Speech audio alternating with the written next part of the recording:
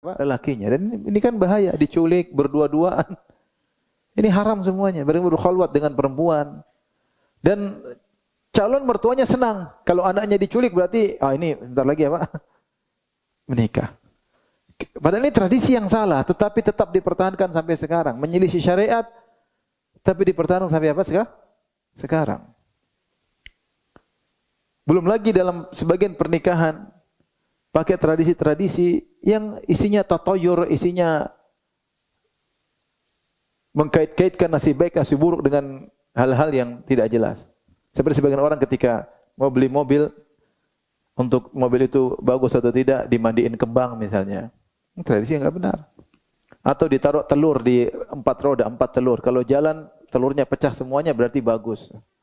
Kalau ada satu yang tidak pecah, wah ini masalah ya. Ini tatoyur, enggak boleh. Enggak boleh. Tradisi yang enggak boleh, syirik. Tradisi pernikahan harus begini, harus begini, harus begini, ada tanda.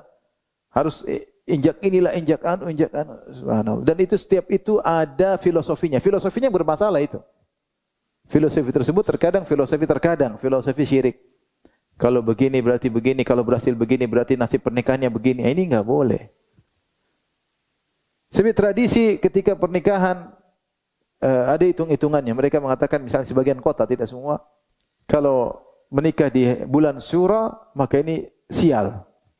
Bulan Muharram, ya.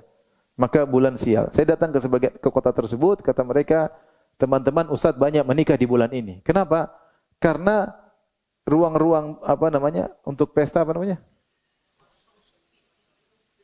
gedung-gedung untuk pesta pernikahan tidak laku pada bulan ini. Nah, harganya turun, makanya teman-teman nikahnya pada bulan tersebut. Ini dari mana seperti ini? Menganggap bahwasanya menikah di bulan Syura atau bulan Sura atau bulan Muharram adalah sial. Maka terkadang sebagian orang kekeh mempertahankan tradisi meskipun haram ataupun syirik. Apalagi tradisi tersebut diberi label-label pengkukuhan dengan nama-nama tertentu sehingga tidak boleh diotak-atik. Kalau kita orang Islam, kita punya syariat. Masih banyak tradisi yang indah di negeri ini, masih banyak. Sopan santun, ya, bertetangga yang baik, tawadhu, banyak tradisi. Ya. Tradisi hukum asalnya boleh.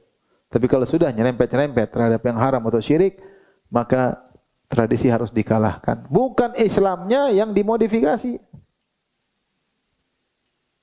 Ya, jangan pakai atas nama Islam. Kalau orang Islam ada aturannya.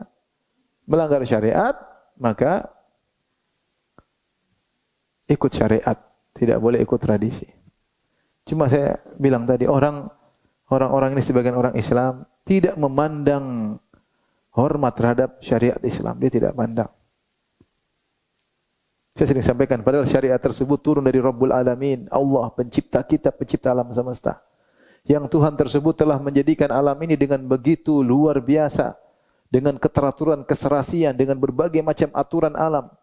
Matahari berjalan pada orbitnya, bintang, rembulan, dan terlalu banyak rumus-rumus ditemukan oleh para ilmuwan, rumus fisika, rumus kimia, yang menunjukkan alam ini berjalan dengan begitu teratur.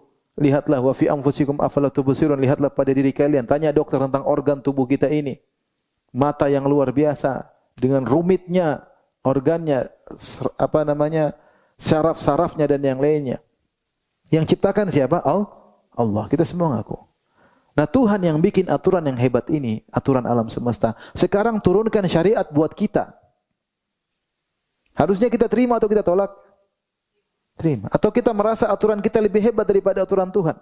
Bisakah kamu ciptakan alam seperti yang Tuhan ciptakan? Itu enggak bisa kan?